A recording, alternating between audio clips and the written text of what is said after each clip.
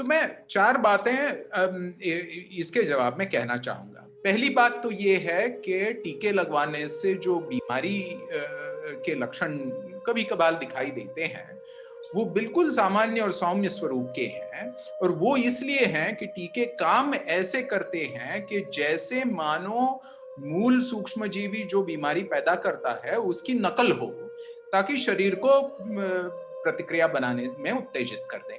तो जाहिर है थोड़े सौम्य लक्षण तो महसूस होंगे ही। दूसरी बात ये कि इसके अलावा जो टीकों को लेकर काफी भ्रम पैदा हुए हैं कि बड़े गंभीर लक्षण पैदा होते हैं, उनमें से कोई भी दावा जांच में खरा नहीं निकला है। तो इन भ्रमों पे हम विश्वास ना करें। तीसरी बात ये कि आमतौर से टीके काफी सुरक्षित होते हैं। भाई हम थोड़ा सोचें कि 2 महीने के, 3 महीने के, 6 महीने के बच्चों को हम टीकाकरण करवाते हैं और टीकाकरण करवाने के बाद बच्चे कभी-कभार रात भर रोते हैं, थोड़ा बहुत बुखार आ जाता है, तो हम संभाल लेते हैं। अपने आप को भी तो उसी तरीके से हम संभाले ना कोविड-19 के खिलाफ। तो ये जो भ्रम पैदा हो रहा है कि कोविड-19 का टीका लेने से कोई बहुत गंभीर तरीके के दुष्परिणाम पैदा होते हैं, यह सरासर गलत है। इसमें कोई भी बुनियादी सबूत है नहीं। तो इस चिंता में हम बिल्कुल ना रहें।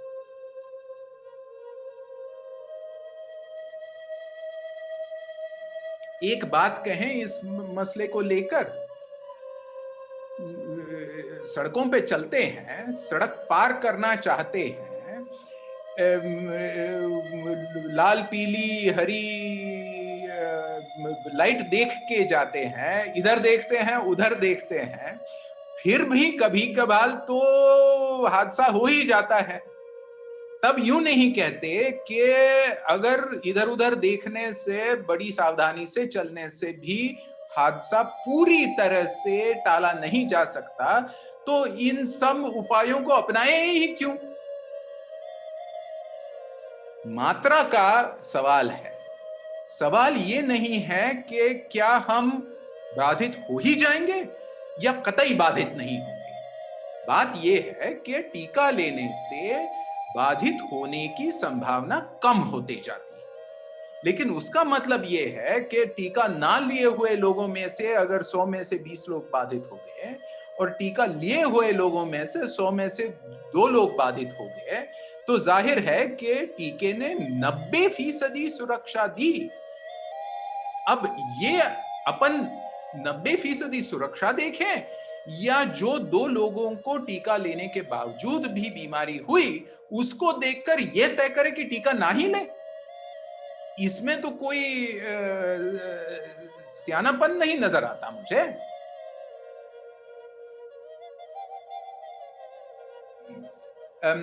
जैसा कि मैंने कहा, अगर अपन जांच करें और 100 लोगों को टीका ना दें, बाकी और 100 लोगों को टीका दे दें और फिर उनमें आते 3-4 महीनों में ये आंकड़े देखें कि इस गुट में कितने लोग बीमार हो गए, उस गुट में कितने लोग बीमार हो गए। तो जैसे कि मैंने कहा, बगैर टीकाकरण करे लोगों के गुट में अगर 100 में से 20 बीमार हो गए, टीकाकरण किए हुए लोगों में 100 में से 2 बीमार हो गए, तो अपन ये कहेंगे कि 90% असर दिखाया टीके ने।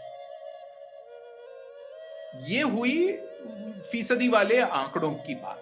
लेकिन इसमें एक टेढ़ा मोड़ है, वो ये कि 1 महीने बाद मान लीजिएगा अपन बीमार लोगों की संख्या गिने, तो इन 100 में 4 लोग बीमार हो गए।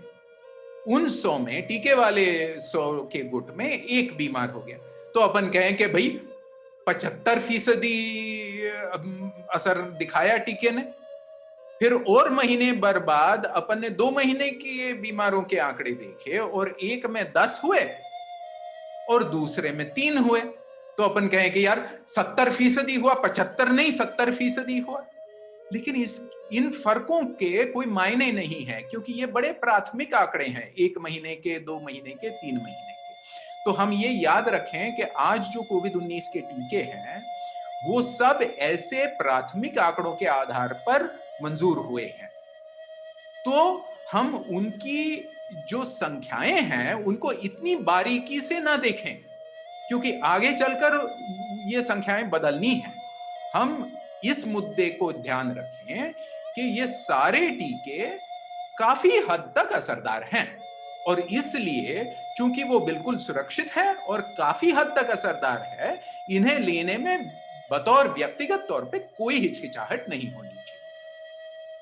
आंकड़ों ओके। के बारे में हमने और 6-8 महीनों तक इंतजार करना चाहिए।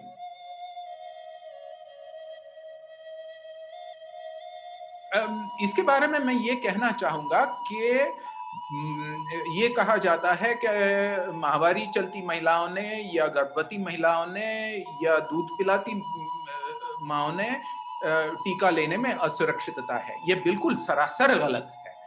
ऐसा कोई भी सबूत नहीं है, ऐसी कोई भी संभावना नहीं है, इसका कोई कारण नहीं है। ऐसी सब महिलाओं को टीका लेना बिल्कुल सुरक्षित है। उसी तरीके से दीर्घकालीन बीमारियों से ग्रस्त, जैसे टीबी के बीमार मरीज जो दवाई ले रहे हों टीबी की महीनों, या तो उच्च रक्तचाप के रोगी, हाई ब्लड प्रेशर के रोगी, या तो डायबिटीज के मरीज, इन सब के लिए कोविड-19 के सारे टीके बिल्कुल सुरक्षित है।